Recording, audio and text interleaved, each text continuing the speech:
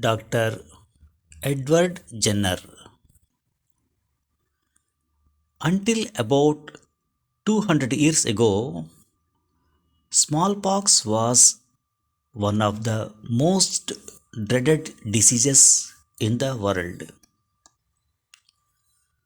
At the beginning of the 18th century, more than 5 lakh people died of smallpox every year in Europe. There were thousands more dying of it in Asia.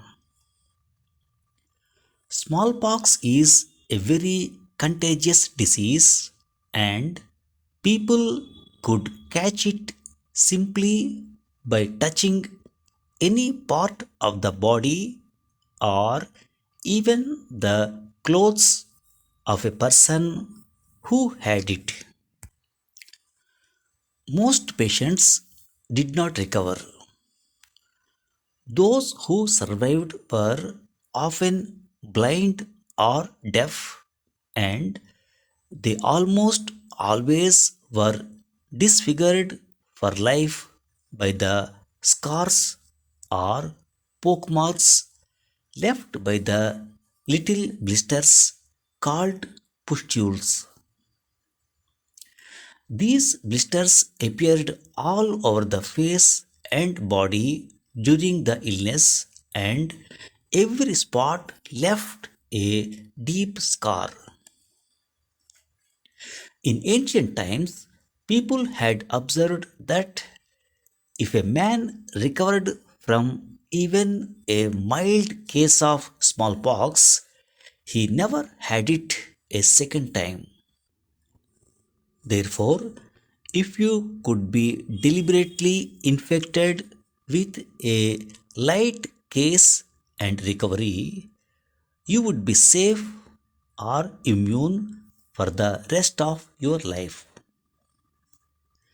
In Europe, the usual method of immunization was called inoculation. Doctors would draw off fluid from the pustules of a person with mild smallpox, dip a needle into it, and then inject patients, giving a not too serious infection. This method was first brought to England early in the 18th century by Lady Mary Wortley Montague, the wife of the English ambassador to Turkey. Lady Mary, whose beauty had been ruined by smallpox, saw Turkish doctors inoculating their patients and had her 6-year-old son successfully treated in this manner. She returned to England full of hope for the success of the new treatment. But inoculation could be dangerous. The illness which resulted from it was not always mild, and sometimes the patients died. It was also difficult to protect great number of people by this method. Then, towards the end of the 18th century, an English country doctor began a new inquiry which led to the prevention of smallpox by vaccination. While Edward Jenner was still a medical student, he heard a country girl say that she could not catch smallpox because she had had cowpox. There were so many country people who believed this that Jenner decided to find out if it were true. He found that cows did suffer from a disease very similar to a mild form of smallpox. Farmers who became infected through handling the diseased cows recovered quickly and were not scared. Milkmaids, too, were well known for their clear complexions and unmarked faces, which were all too rare among women in those days. Jenner became convinced that cowpox was a form of smallpox and that people infected with it at a particular stage of the disease became immune to the more dangerous kind. On May 14, 1796, he tested his theory. A milkmaid had acquired cowpox while milking a deceased cow. Jenner drew off fluid from a blister on her hand and used it to inoculate a healthy boy. This was the first vaccination and it was given that name because VACCA vacca is the Latin word for cow. The vaccination was completely successful. When the boy was later inoculated for smallpox, the disease did not follow. He was immune, and Jenner's theory about vaccination seemed to be true.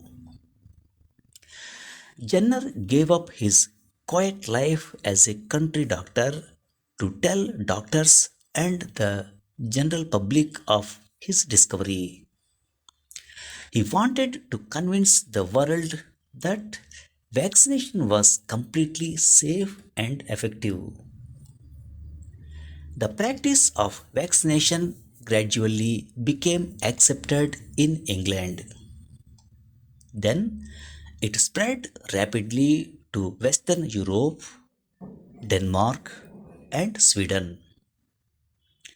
Central Europe, Russia, and India followed.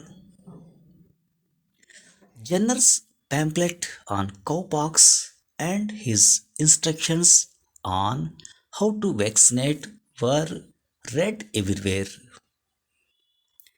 The United States was quick to welcome the news. President Jefferson and his family were vaccinated with vaccine sent by Dr. Edward Jenner, and thousands followed their example. By 1801, in London alone, more than 10,000 people had asked to be vaccinated. Deaths from smallpox in England, which had averaged 2,000 a year during the previous 50 years, fell to 622 in 1804.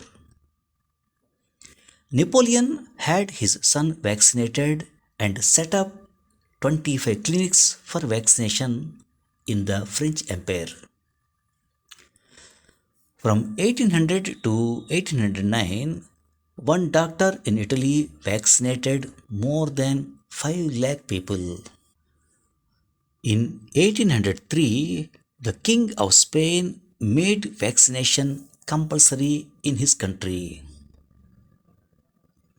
By the middle of the 19th century, vaccination was compulsory in most civilized countries of the world. The dreaded disease of smallpox has now almost disappeared because of the courageous and careful work of Dr. Edward Jenner. Thanks for listening.